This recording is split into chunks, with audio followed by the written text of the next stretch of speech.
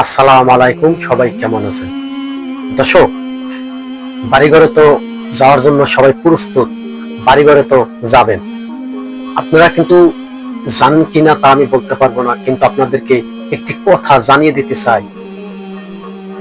যারা যারা গাড়ির টিকিট কাটবেন তারা সাবধানে টিকিট কাটবেন। বাংলাদেশ সরকার কিন্তু ঘোষণা দিয়ে দিয়েছে, গাড়ি ভাড়া বাড়ানো যাবে না।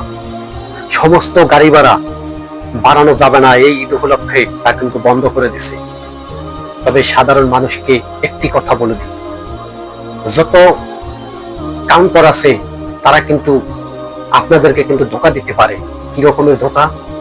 বলবে যে ভাই আমাদের টিকিট নাই, বেচা শেষ হয়ে গেছে, তবে আর কিছু টাকা বাড়িয়ে দিলে হয়তো টিকিট একটা দিতে পারে।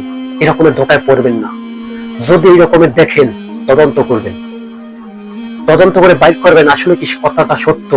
সেন্টিকেট কিন্তু এখনো কিন্তু বাংলাদেশের ভাঙ্গে নাই, সেন্টিকেট কিন্তু আছে।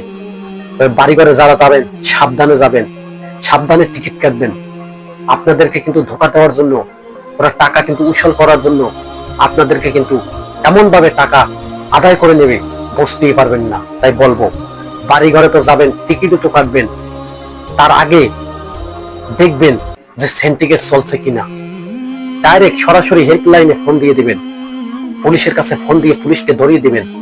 যদি কোনো এক কর্মস্থানে কোনো বাসের মালিক, কোনো সিএনজির মালিক, এই সমস্ত মালিক সমিতিরা যদি আপনাদেরকে যদি ধোকা দিয়ে দিয়ে ভাড়া বাড়িয়ে নিতে চায়, তাদেরকে বাংলাদেশ সরকার কিন্তু আইনের আওতায় আনবে, এরকমের কিন্তু বলছে।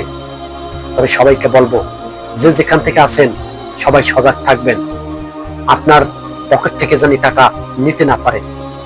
বিগত 16-17টা বছর এই সেন্টিকেট কিন্তু ভাঙতে পারে নাই। আজকে কিন্তু বাংলাদেশ সরকার তারেক রহমান দেখিয়ে দিল